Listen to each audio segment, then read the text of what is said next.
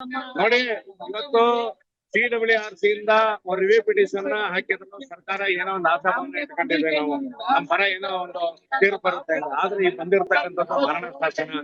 DK Shivakumar ಸರ್ಕಾರ, ಅವರ ಜಲಸಂಪನ್ಮೂಲ ಸಚಿವರು, ಅವರ ಅಧಿಕಾರಿಗಳು ವಾಸ್ತವತೆಯನ್ನ ಸಂಪೂರ್ಣ ಮನವರಿಕೆ ಮಾಡ್ಕೊಳ್ಳೋದ್ರಲ್ಲಿ ಸಂಪೂರ್ಣ ವಿಫಲರಾಗಿದ್ದಾರೆ.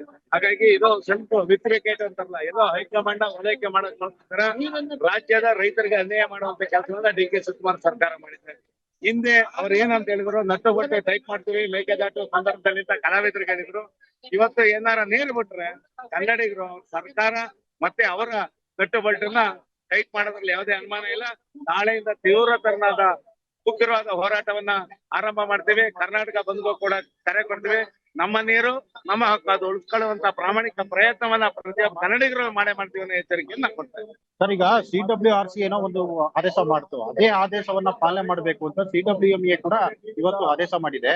ಅಂದ್ರೆ CWRC CWMA ಎರಡೂ ಕೂಡ ವಾಸ್ತವ ಸ್ಥಿತಿಯನ್ನ ಅರ್ಥ ಮಾಡ್ಕೊಳ್ತಿಲ್ಲ. ಯಾಕೆ ಈ ರೀತಿಯ ಪದೇ ಪದೇ ತೀರ್ಪನ್ನ ಕೊಡ್ತಿದೆ ಅಂತ ನೋಡಿ ಸರ್, ಅವ್ರಿಗೆ ವೈಜ್ಞಾನಿಕವಾಗಿ ಏನು ಕಟ್ಟೆಗಳಿಗೆ ಬಂದು ಪರಿಶೀಲನೆ ಮಾಡಿ ನೀರನ್ನ ಎಷ್ಟಿದೆ ಏನು ಅಂತ ತೀರ್ಮಾನ ಮಾಡುವಂತ ಶಕ್ತಿ ಇಲ್ಲ.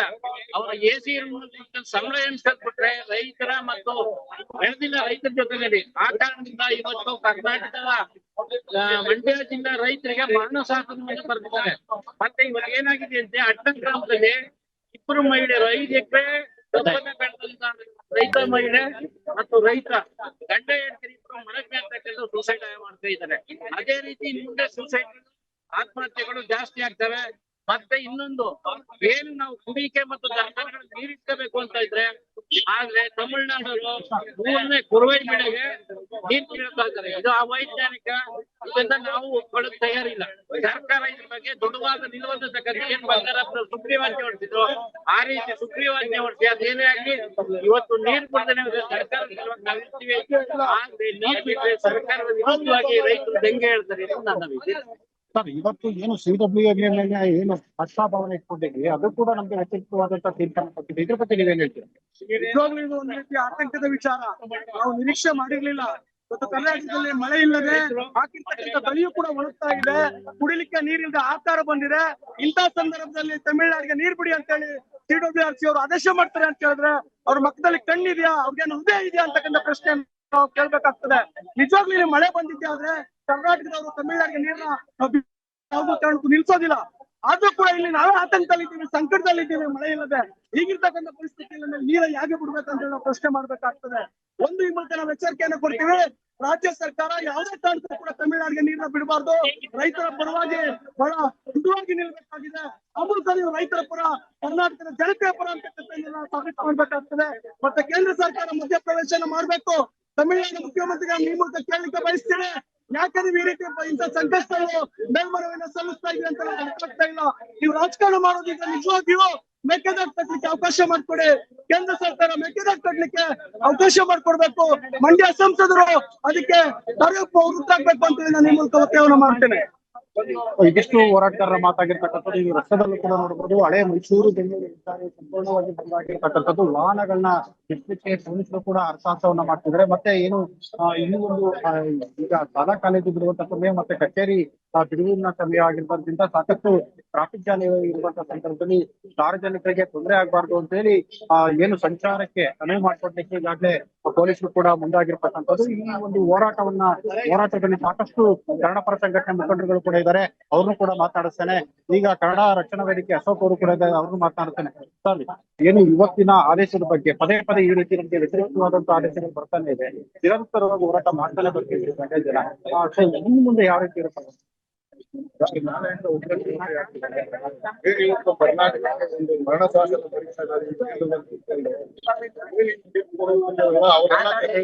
ಇರುವಂತ ವ್ಯಕ್ತಿಗಳು ನಮ್ಮ ರಾಜ್ಯದ ಪರವಾಗಿ ಯಾರು ಸಹ ಇಲ್ಲ ಅಲ್ಲಿ. ದಯವಿಟ್ಟು ಏನಿವತ್ತು ರಾಮಲಿಂಗಾರೆಡ್ಡಿ ಅವರು ಹೇಳಿದ್ದಾರೆ, ನಾವ್ ಯಾವುದೇ ಕಾರಣಕ್ಕೂ ನೀರು ಕೊಡಲ್ಲ ಅಂತ ಹೇಳಿದ್ದಾರೆ. ಅದಕ್ಕೆ ಅವರು ಬದ್ಧವಾಗಿರ್ಬೇಕು. ಮಾನ್ಯ ಮುಖ್ಯಮಂತ್ರಿಗಳು ಬಂದು ಇವತ್ತು ಮಾಧ್ಯಮಗಳ ಮುಂದೆ ಬಂದು ಹೇಳಿ ಅವರು ನಾವು ಮುಂದೆ ನೀರು ಕೊಡೋದಿಲ್ಲ, ನಮ್ಮಲ್ಲಿ ನೀರಿಲ್ಲ ಅಂತ ಹೇಳ್ಬೇಕು. ಈ ಚಿತ್ರನಟರು ಏನಿದ್ದಾರೆ ಅವರೆಲ್ಲ ಪ್ರತಿಭಟನೆಗೆ ಭಾಗವಹಿಸಬೇಕು. ದಯವಿಟ್ಟು ನೀವು ಬೀದಿಗಿಳಿಲ್ಲ ಅಂತ ಹೇಳಿದ್ರೆ ಬೆಂಗಳೂರು ನಗರಕ್ಕೆ ನೀರಿರೋದಿಲ್ಲ, ಕಷ್ಟ ಆಗುತ್ತೆ. ನೋಡಿ, ನೀವ್ ಯಾರು ರಾಜ್ಕುಮಾರ್ ಆಗಕ್ಕಾಗೋದಿಲ್ಲ. ರಾಜ್ಕುಮಾರ್ ಅವರು ತುಳುಗು ಸಮಾನ ಅಲ್ಲ. ನೀವು ದಯವಿಟ್ಟು ನೀವೇನಾದ್ರು ಮುಂದೆ ನೀವೇನಾದ್ರು ಬರ್ಲಿಲ್ಲ ಅಂದ್ರೆ ಇವತ್ತೇನು ತಮಿಳು ಸಿನಿಮಾನ ಮಂಡ್ಯದಲ್ಲಿ ವಿಜಯ್ ಸಿನಿಮಾ ನಿಲ್ಲಿಸಿದೀವಿ, ಹಂಗೆ ನಿಮ್ ಕನ್ನಡ ಸಿನಿಮಾಗಳು ನಾವು ನಿಲ್ಲಿಸ್ತೀವಿ. ಇವತ್ತು ಕರ್ನಾಟಕ ರಾಜ್ಯಾದ್ಯಂತ ಪ್ರವೀಣ್ ಕುಮಾರ್ ಶೆಟ್ಟಿ ಅವರು ಬೆಂಗಳೂರು, ರಾಯಚೂರು, ಗುಲ್ಬರ್ಗ, ಚಾಮರಾಜನಗರ, ಮೈಸೂರು ಎಲ್ಲಾ ಕಡೆ ಉಗ್ರವಾದ ಚಳವಳಿ ನಡೀತಾ ಇದೆ. ರಾಜ್ಯ ಅಧ್ಯಕ್ಷರು ರಸ್ತೆಗಿಳಿದ್ದಾರೆ, ಎಲ್ಲ ಕನ್ನಡ ಪರ ಹೋರಾಟಗಾರರು ರಸ್ತೆಗಿಳಿದ್ದಾರೆ. ದಯಮಾಡಿ ನೀವು ಇದನ್ನ ಎಚ್ಚೆತ್ಕೊಂಡು ಈ ಕೂಡಲೇ ಮಾನ್ಯ ಮುಖ್ಯಮಂತ್ರಿಗಳು ನೀವು ಪತ್ರಿಕಾಗೋಷ್ಠಿಯನ್ನ ಕರೆದು ನಮ್ಮಲ್ಲಿ ನೀರಿಲ್ಲ, ನಾವ್ ಯಾವುದೇ ಕಾರಣಕ್ಕೂ ಕೊಡಲ್ಲ ಅಂತ ಹೇಳ್ಬೇಕು. ಯಾಕಂದ್ರೆ ಬಂಗಾರಪ್ಪನ ಶಿಷ್ಯ ನೀವು. ಬಂಗಾರಪ್ಪನವ್ರು ಅದೇ ಮಾತು ಹೇಳಿ ಹೆಲಿಕಾಪ್ಟರ್ ಆಡಾಡ್ಕ ಬಂದು ಕನ್ನಂಬಾಡಿ ಕಟ್ಟೆ ನೋಡಿದ್ರು.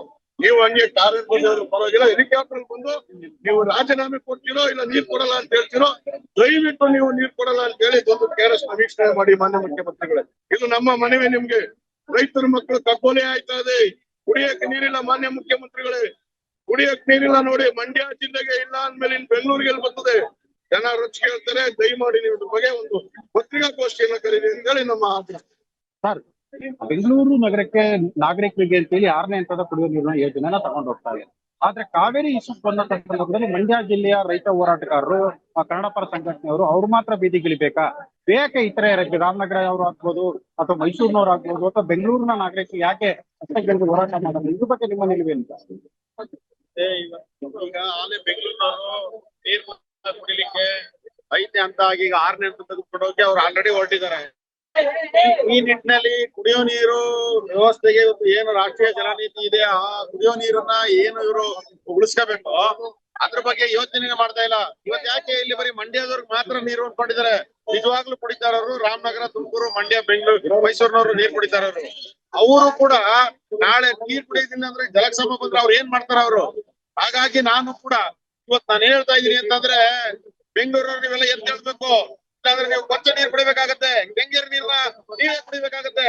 ಇವತ್ತು ಎದ್ದೇಳಿ, ಇವತ್ತು ರೈತರ ಬೆಂಬಲವಾಗಿ ನಿಂತ್ಕೊಳ್ಳಿ. ರೈತರು ಇವತ್ತು ಯಾಕೋಸ್ಕರ ಇವತ್ತು ಹೋರಾಡ್ತಾ ಇದಾರೆ? ಕುಡಿಯೋ ನೀರು ಹೋರಾಡ್ತಾ ಇದಾರೆ. ಬೆಳೆ ಬೆಳಿಕೆಲ್ಲ ಕೇಳ್ತಾ ಇಲ್ಲ, ಕುಡಿಯೋ ನೀರ್ನ ಉಳಿಸ್ಕೋಬೇಕಲ್ಲ ಅಂತ ಹೇಳಿ.